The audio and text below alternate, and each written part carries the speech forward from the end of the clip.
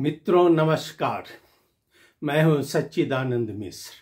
स्वागत करता हूं आपको हिमालय टीवी यूट्यूब चैनल में। मित्रों, चीन में BRI सम्मेलन समाप्त हुआ है। चीन अपना जश्न मनाने में व्यस्त है अभी, और मनावे भी क्यों नहीं। मैं बता दूं कि ये बेल्ट एंड रोड जो है, चीन का बेल्ट एंड रोड इनिशिएटिव, इसको जानने के लिए कुछ बातें जानना बहुत जरूरी है कि ये BRI के पीछे आखिर चीन का क्या मकसद है, क्या चाहता है चीन, BRI के जरिए क्या दिखाना चाहता है। और ये BRI में विश्व के कई देश कैसे उलझ गए, कैसे फंस गए। और इसी में हमारा नेपाल का पोखरा एयरपोर्ट एक उदाहरण है, जो कि विश्व में हर जगह इसी की चर्चा हो रही है कि पोखरा एयरपोर्ट के जरिए नेपाल को फंसाया गया है। मैं बता दूं कि belt and road initiative BRI की कामयाबियां चीन गिनाने में लगा हुआ है। उसने वहां के राष्ट्रपति शी जिनपिंग अभी जश्न मनाने में व्यस्त है। और जश्न क्यों नहीं मनावे, उनको रूस के पुतिन साहब का भी साथ मिल गया है। और ये सम्मेलन में जो समारोह हुआ बीजिंग में, वहाँ 130 देशों के सदस्य भी पहुँचे थे। और वहाँ हमारे नेपाल से एक टीम गई थी, जो कि हमारे उप प्रधानमंत्री और गृह मंत्री जी के साथ वहाँ पहुँची थी। अभी हमारे उप प्रधानमंत्री और गृह मंत्री नारायण काजी श्रेष्ठ जी, इसी में उनको एक दिल का दौरा पड़ा और उन्हें वहाँ हॉस्पिटलाइज होना पड़ा। हालांकि उनकी स्थिति अब ठीक बताई जा रही है। आइए मैं इस पर 2-3 बात आपके समक्ष रखता हूँ कि 2013 में यह चीन बेल्ट एंड रोड का शुरुआत किया था, और इसमें विकास का नारा दिया गया था उस समय। और विकास के जरिए ये विश्व के लोगों को अपनी ओर आकर्षित करने में व्यस्त हो गया। मैं आपको बता रहा हूं कि जिस तरह पिछली बार मैंने रखा था कि द न्यूयॉर्क टाइम्स ने वहां से एक रिपोर्ट छापी थी, इसी तरह अब भारत की सबसे अधिक बिकने वाली पत्रिका है, बिकने वाली मतलब वहाँ की प्रसिद्ध पत्रिका है नवार्ड टाइम्स। उसका एक गोल्ड टीम ने एक रिपोर्ट प्रकाशित किया है। मैं उसी का उदाहरण आपको दे रहा हूँ, आप के समक्ष रख रहा हूँ कि आखिर चीन का इरादा BRI के जरिए क्या है। तो चीन का इरादा BRI के जरिए एशिया और यूरोप और अफ्रीका, इसके कुछ देशों को अपनी ओर आकर्षित करना है। और इस देशों के ऐसे ट्रेडिंग और इकोनॉमिक एरिया में बदलने का काम करने जा रहा है, जहां अमेरिका के मुकाबले चीन का दबदबा हो। यानी कि चीन का सीधा प्रहार अमेरिका के साथ है, क्योंकि जहां जहां अमेरिका का दबदबा था, वहां अब ये चीन अपना ये BRI के जरिए फैलाना चाह रहा है। मैं आपको बता दूं कि इसका जो इंफ्रा डेवलप हुआ, तो इंफ्रा में बड़े निवेश के जरिए चीन ने अपनी हाई स्पीड रेल फॉर्मों के लिए बाजार बनाने की कोशिश की थी। और इसके अतिरिक्त सीमेंट, स्टील और मेटल्स के अतिरिक्त कैपेसिटी का निर्यात भी किया था। अभी ये बहुत जगह लगानी कर चुका है।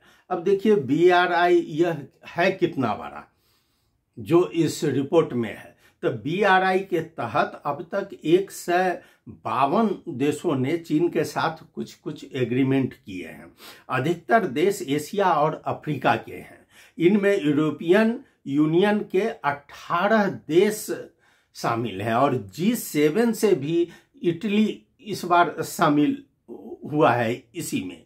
BRI के प्रोजेक्ट में चीन का बड़ा फाइनेंसर है। मैं बता दूं कि ये फाइनेंस चूंकि इसलिए भी कर रहा है कि उसका फाइनेंस वर्ल्ड बैंक में भी है, और ये कैसे लोगों को अपनी ओर तान रहा है उसकी मैं बात कर रहा हूं। कि चीन का कहना है कि BRI वाले देशों में करीब 1 लाख करोड़ डॉलर यानी 3000 से ज्यादा प्रोजेक्ट लॉन्च किए जा चुके हैं।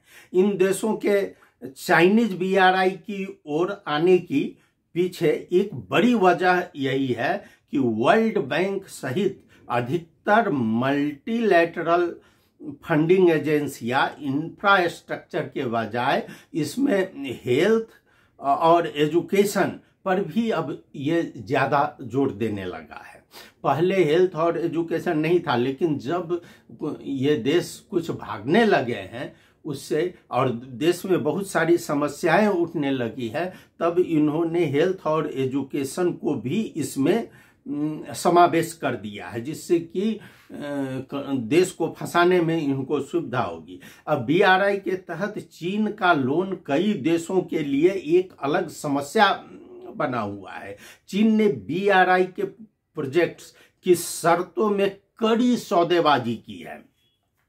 आपको बता दें कि लोन और लीज की शर्तें काफी हद तक अपने पक्ष में चीन ने रखा है इसमें, जिसके चलते अधिकतर देशों में BRI के प्रोजेक्ट में भारी कर्ज का सामना करना पड़ रहा है और कर्ज में देश डूबे हुए हैं। चीन ने लोन की भरपाई के एवज में लीज में बढ़ावा दी है।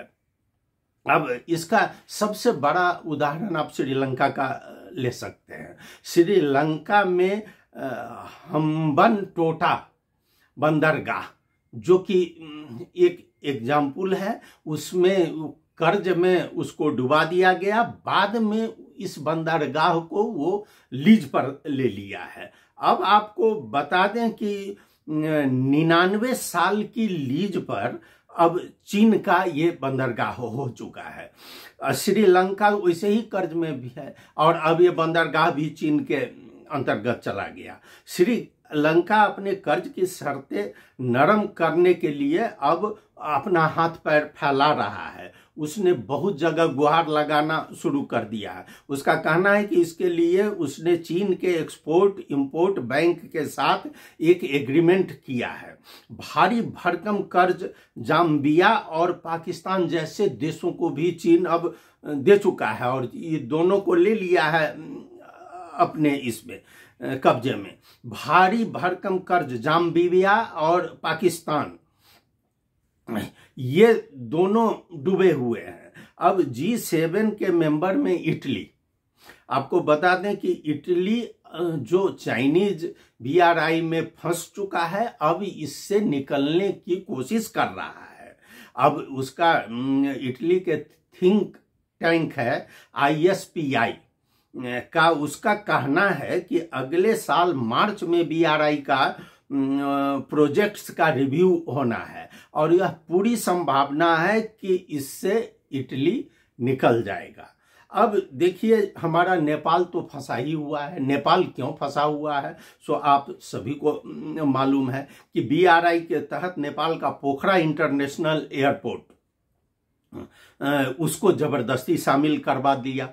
अब इस साल जून में वहां नए इंटरनेशनल टर्मिनल का उद्घाटन हुआ और जब चीन के सेचवान एयरलाइंस की फ्लाइट वहां पहुंची, बड़े धूमधाम से यहाँ जश्न मनाया गया। इसका वजह भी था कि पोखरा एयरपोर्ट पर 6 महीना तक कोई उड़ान ही नहीं हुआ। यह पहला फ्लाइट था कि चीन से ही उसको लाया गया। आखिर लाया क्यों नहीं जाता? देखिए यह उस जश्न के पीछे एक कड़वी हकीकत छिपी हुई थी। वह क्या था कि पोखरा एयरपोर्ट मुख्य रूप से चीन की कंपनियों द्वारा बनाया गया है। इसके लिए पैसा भी चीन आवंटन किया था और अब आप देखिए जो चीनी फ्लाइट आया, चीनी हर कुछ आया वहां पर, तो घूम फिर कर चीन की कंपनियों के हाथ ही यह पैसा पहुंच गया, लेकिन ऊंची ब्याज दर वह नेपाल के खाते में आ गया, जिसको कि नेपाल को अब उसमें देना है, तीरना है। तो इस तरह चीन का यह जाल जो है सो विश्व में फैल रहा है। नेपाल भी फंसा और सारे कंट्री, लेकिन अब बहुत सारे कंट्री ये समझ चुके हैं और वो धीरे धीरे इससे अलग होने की भी कोशिश कर रहे हैं। तो मित्रों, आज आपने ये चीन के बेल्ट एंड रोड के बारे में सुना, आपको कैसा लगा? आप अपनी प्रतिक्रिया अवश्य भेजिएगा। आप हमारा हिमालनी टीवी यूट्यूब चैनल अवश्य सब्सक्राइब करें। आप देखते रहें हमारा यूट्यूब चैनल और आपकी प्रतिक्रिया की हम इंतजार करते हैं। आपने सुना, बहुत बहुत धन्यवाद। नमस्कार।